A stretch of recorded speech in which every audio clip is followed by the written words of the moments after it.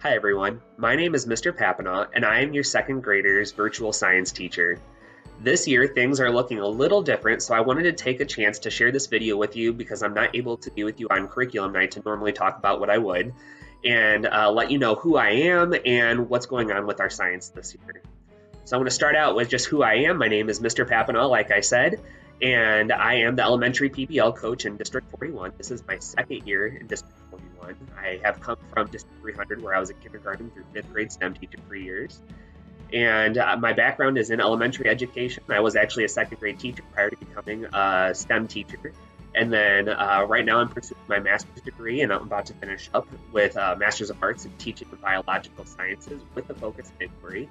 So I'm hoping to apply that background along with my master's knowledge that I'm getting and try to make science a little bit more engaging and active, even though we're in a virtual environment. So with that, I want to talk about the format of our lessons.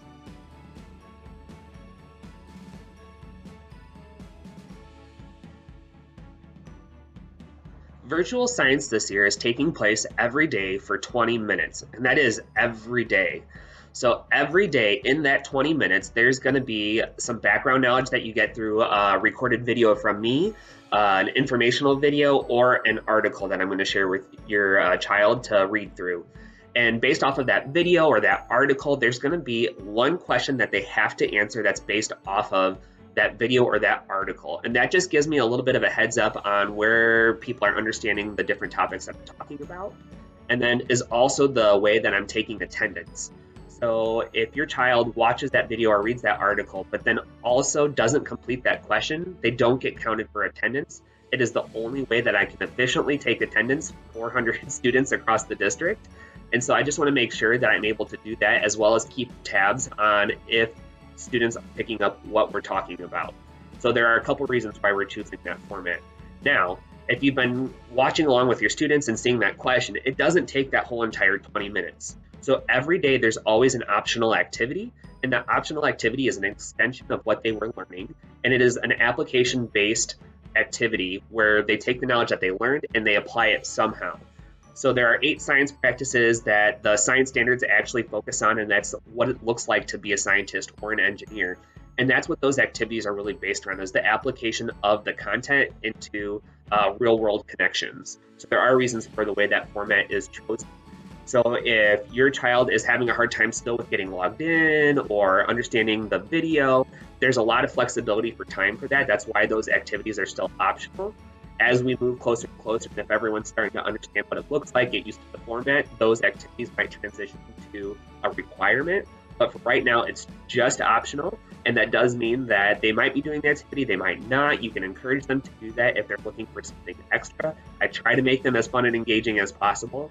And those activities do involve drawing, having discussions with you or someone at home.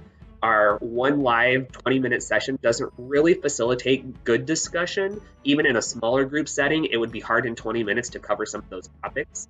So it really is just kind of a check-in for me during that live session to make sure that your child is getting the information. And then we can talk a little bit about that topic at this point. So far, I'm still working with students on making sure that they can understand where their Google Classroom is and finding the question, finding the video, and answering questions about the start of school year and this transition to virtual learning. Because it's not just your children learning, it's you learning, it's me learning. We're trying to figure out the most efficient process possible that allows for flexibility for your kids and you and for me to be able to do everything as best as possible and make sure they're having not just a fun time in science, which I always hope, because science is a passion of mine, but also for them to pick up that content and have that little piece of application.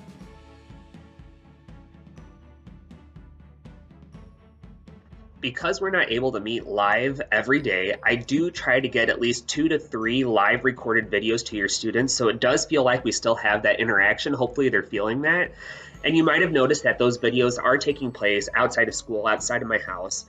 We are fortunate enough to be surrounded by a bunch of informal education centers, which just means other places outside of school that do focus on teaching sciences or other content areas.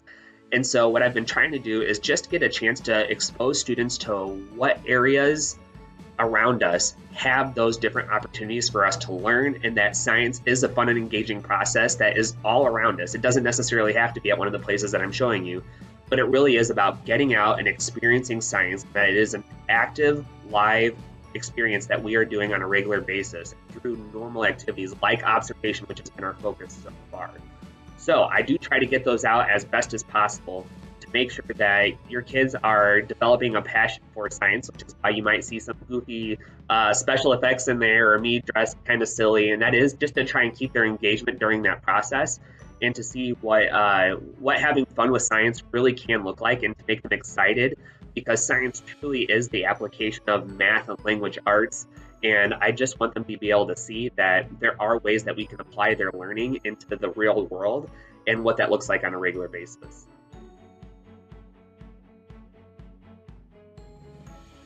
We have had to make some changes to second grade science so far, and that is based off of feedback that I'm giving, that you guys as families are giving, that your kids are having for me in the discussions that they do send me. Your kids have been very good about reaching out and asking questions, and that does help me understand what is a better way to move forward with science. So some of those changes do involve having math coaches join science and support science, because we do have some larger class sizes and they do have specific background knowledge on your schools. I am in all the schools, so it's hard to have that specific personal connection. So those math coaches are coming in to help support us and help me develop that connection with your students. So to do that, we did have to flip our schedule because they are also supporting first grade science. So Mondays now are Forest Glen, Tuesdays are Churchill, Wednesdays are Ben Franklin, and Thursdays are Abe Lincoln. And math coaches will be joining our meetings to help facilitate discussion and student interaction and to engage some of the students. So another change that we've had to make is in not using the Google form anymore. You might have seen that at the first week we used Google Forms for me to collect attendance and answer questions, and we've switched now to just a question on Google Classroom, and part of that is me working with the digital learning coaches to make sure that I'm doing it as efficient as a process to make it a little bit easier on the students to answer the question and not have to have an extra step. And this seems to be working, and I'm getting a lot more responses from all the students and a lot less questions. So I'm hoping that that's a system that's working out. There is no perfect system ever, and so we're just trying to find the best system that we can with the technology we have and the science format that we've chosen. So thank you for your patience with that, and I want to talk to you a little bit about in the next video how to communicate with me if you are experiencing issues.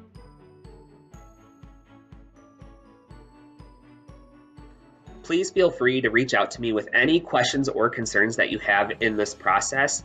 The virtual meeting format has been really great. I've been able to meet with some of you virtually and talk you through some of the steps of navigating Google Classroom, and even just talking about why I chose the format for science and the video question and optional activity format that we have.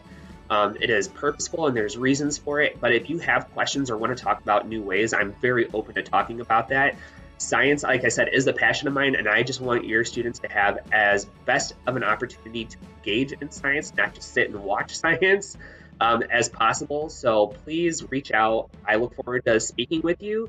And even if you just want to do a quick check-in through email or phone call or virtual meeting, I'm able to do any of those. Google Meets is the format that we're using for virtual meetings.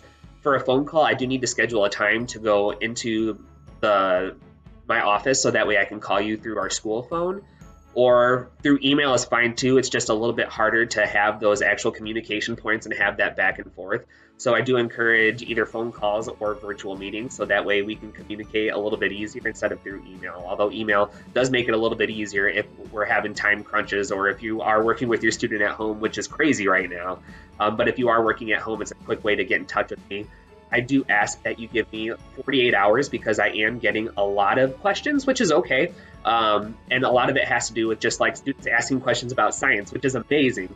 But it's a lot when you have 400 students. And so please just give me that 48 hours to get back to you. I've been trying to make sure I get back to you within 10, and I've been able to do that so far. So thank you for your help. If you don't get an email response from me or something, know that sometimes emails do get sent to a spam folder. So having a follow-up email or leaving a message on the number attached at my email is okay. And it just is a good reminder for me to get back in touch with you.